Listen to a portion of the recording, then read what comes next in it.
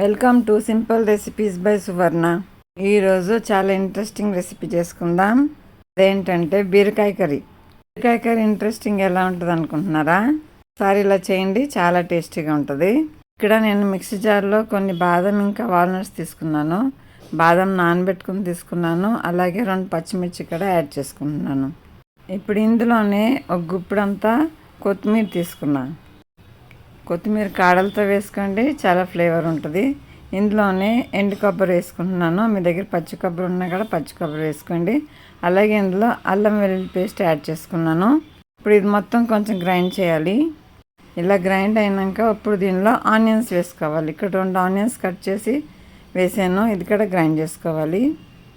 Onion మరీ మెత్తగా grind అవ్వద్దు, కొంచెం కచ్చపచ్చగానే ఉంటే బాగుంటుంది. అందుకని లాస్ట్లో యాడ్ చేసుకున్నాను. ఇదిగోండి, ఇలా గ్రైండ్ చేసుకోవాలి. ఇప్పుడు మన పేస్ట్ రెడీ అయిపోయింది. ఇందులోనే కొంచెం సాల్ట్ కూడా యాడ్ చేసుకున్నాను. నా ఛానల్ ఫస్ట్ టైం చూసినట్లయితే సబ్స్క్రైబ్ చేసుకోండి. ఆల్రెడీ సబ్స్క్రైబ్ చేసుకున్న వాళ్ళు లైక్ చేయండి, షేర్ చేయండి, ఇంకా కామెంట్ చేయండి. ఇప్పుడు బీరకాయలు తీసుకున్నాను. బీరకాయలు పొట్టు తీసేసి ఇలా కట్ చేసుకోవాలి.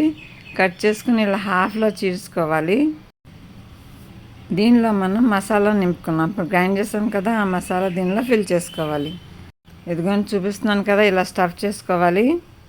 నేను 2 పచ్చిమిర్చి వేసాను. మీరు కావాలంటే ఇంకెక్కువ వేసుకోవచ్చు. ఎక్కువ కారం కావాలంటే ఎక్కువ పచ్చిమిర్చి కూడా యాడ్ చేసుకోవచ్చు కదా. ఇలా ఫిల్ చేసుకోవాలి, మొత్తం ఇలా స్టఫ్ చేసుకోవాలి. లేత బీరకాయలు అయితే బాగుంటుందండి, టేస్టీగా ఉంటుంది.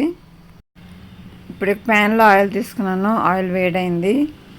ఇప్పుడు వేడైన ఆయిల్లో మనం స్టఫ్ చేసుకున్నాం కదా, అదన్నీ యాడ్ చేసుకోవాలి.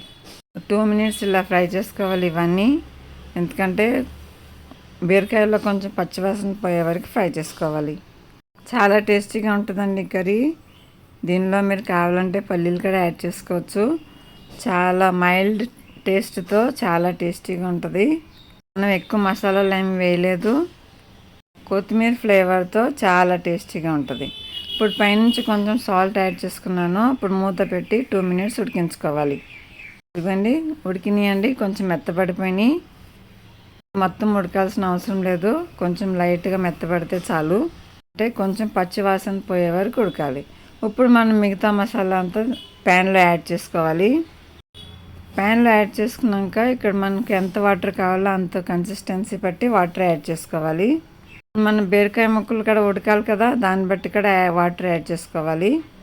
మరి ఎక్కువ వాటర్ యాడ్ చేయొద్దు, బీరకాయలు తొందరగానే ఉడికిపోతాయి. ఇవి కొంచెం చిక్కగానే ఉంచుకోవాలి.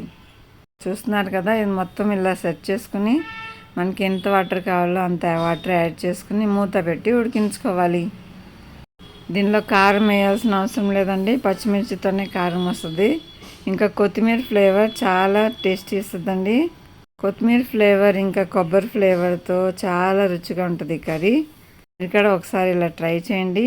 చాలా మైల్డ్ ఫ్లేవర్తో చాలా టేస్టీ కర్రీ ప్రిపేర్ అయిపోతుంది. బీరకాయ అన్నవాళ్ళు కూడా చాలా ఇంట్రెస్టింగ్గా తింటారు. నచ్చిందా మీకు? నచ్చితే లైక్ చేయండి, షేర్ చేయండి, కామెంట్ చేయండి. ట్రై చేస్తారు కదా మరి. Thank you for watching. Please subscribe.